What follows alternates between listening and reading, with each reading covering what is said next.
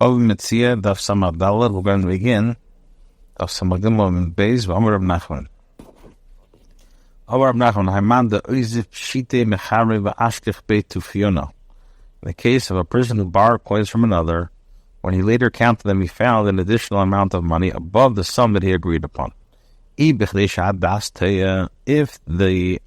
addition was within a range that a person can make a mistake, in other words, assumption is that the lender erred in his calculation. Therefore, the borrower is obligated to return the extra coin to him. If not, if the difference was so large that it cannot have been the result of a simple mistake, it must only be the lender has given him a gift. What are the circumstances where the additional amount be mistaken that range that one can make a mistake? For example, if the money was given in units of 10 or 5s. If you assume that the owner of the money counted the coins in groups of 10s or 5s and made a mistake in his account. Told him, and if one who gave the money is a harsh person, who is not accustomed to giving gifts, what's the halacha? Or Malay, in other words, should it be assumed that he made a mistake? So Rashi said that perhaps the person was robbed the recipient, and now he included in the calculation in the amount that he stole, in order to return the stolen money without information, without informing him of the theft.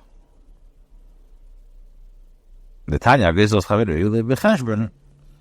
person who robs another and then returns the stolen money by putting in the calculated money paid for another, I don't have to fulfill his obligation to return the stolen money. So he asked, and if the giver was a person from outside, so the recipient had never conducted business, what's the halacha? Should we assume that the additional money was given in error or not? So the Rashi said to him, perhaps another person, an acquaintance of the giver, robbed the recipient and said to the giver, told him, and so borrows money from you, included in the calculation. It's possible that the one who robbed the recipient chose this manner of restoring the latter money in order to be spared of any shame. Owen Kana says, I was sitting at the far end of Rav's house of study. I heard him say, gourds. I didn't know what he was saying. I didn't hear the end of the discussion. But the come Rav, after Rav arose and left, I'm a little the Kamer Rav. So he asked him, what is the statement concerning, he says, gourds that Rav was saying? He told him, this is what Rav was saying. If someone gave money to a gardener to purchase gourds for him, and they're going for the price of 10 gourds or the length of a span, this is the thumb and a little finger.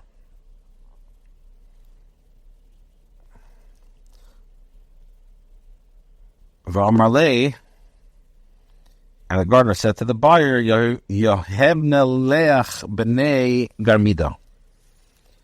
you pay me the money, I will give you gourds a cubit of length at the later point in time. So the halacha depends on the circumstance. If the gourd is larger, or of this larger kind, if they're in the possession of the seller, and shari, the type is permitted.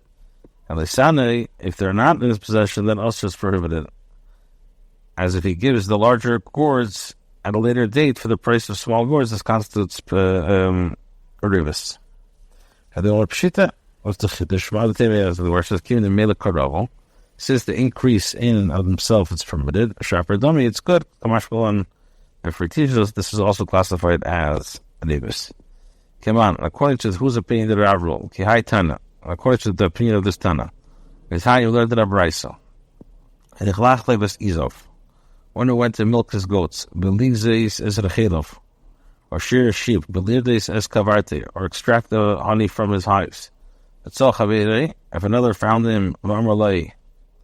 If another one found him, and the farmer said to him, Mashi Izai Chilvis Macharlach, whatever milk my goats produce is sold to you. Asher Chele Bezes Macharlach. Whatever wool will be shared from my sheep is sold to you.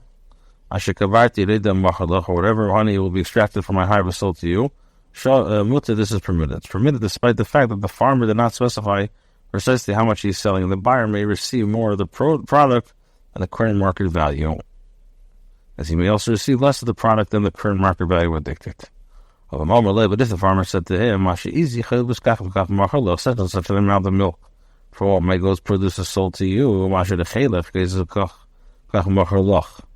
and such an amount that will for what will be shared from my sheep is sold to you, or such and such an amount of honey for what will be extracted from my hive is sold to you. And even though these products increase in value for themselves, since they're not in existence at the time of the sale, this is going to be usher.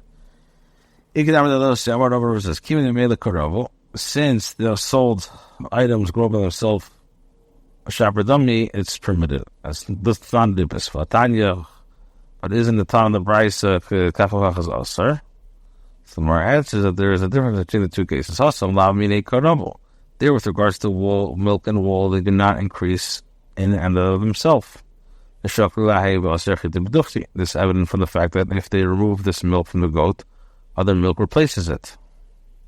Here, the case of the gourds, they increase on themselves. That when they remove this gourd from the ground, no other will replace it. If he sells them gourds now, any additional growth belongs to the buyer, as the gourds are in the possession from the moment of acquisition. Amar Baya says, it's permitted for a person to say to another,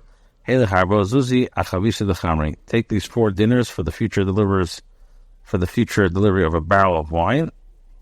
Eat tokfi if it sours, it's in your possession and you are responsible. If it appreciates in value, it's in my possession. As I accept any loss, the results from the change of price.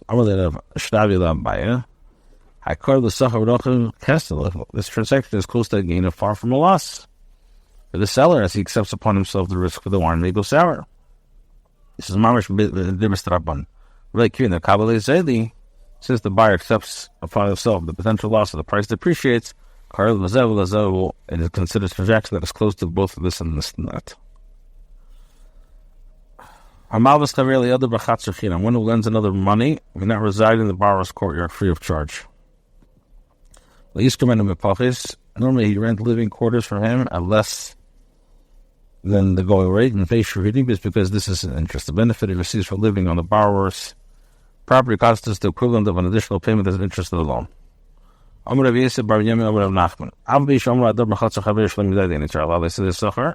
Even though the Chacham say that one who resides in another's courtyard without his knowledge does not have to pay him rent if the owner of the courtyard does not suffer any loss in the arrangement, nevertheless, in Israel, if he lent him money to the owner of the courtyard and resides in the courtyard, the one must pay him. The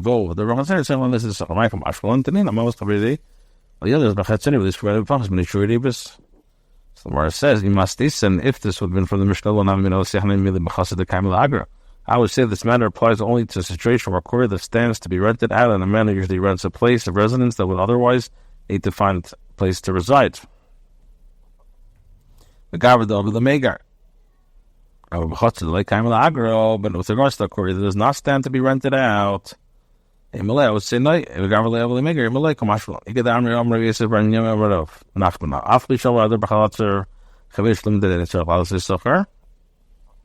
Even though the Chum said the owner resides in another courtyard without his knowledge does not have to pay him rent if the courtyard owner assists another. If he says lend my money and you may resign in my courtyard, you must lend him, you must pay him rent. Similar says this. According to the version that says if he lent him, more so if he said lend me, my time since initially did not lend him the money with intention, at least we have no problem with it. It's possible that there's no connection between the loan and the resigning of the court. His father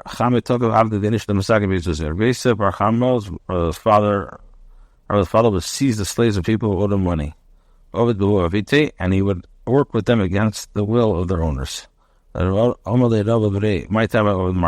is the reason that the master does this? seizes and uses these slaves. Amalei Anokrabi. If Nachman is really, the Nachman Avda, the slave, Nahem Kresa Lishavi. A slave is not worth even the bread in his stomach. When the slaves work for me and eat in my home, I am not causing the owner any monetary loss. Amalei. I will say to him, I will say that Rav Nachman said this with regard to specific slaves, such as Dari, who only dances amongst the wine barrels. He doesn't perform any labor. I think about it, person who seizes another slave and makes him work, Potter is exempt from paying the master the labor of the slave. The way it needs to have this is satisfactory for the master that the work habits the slave not be undone.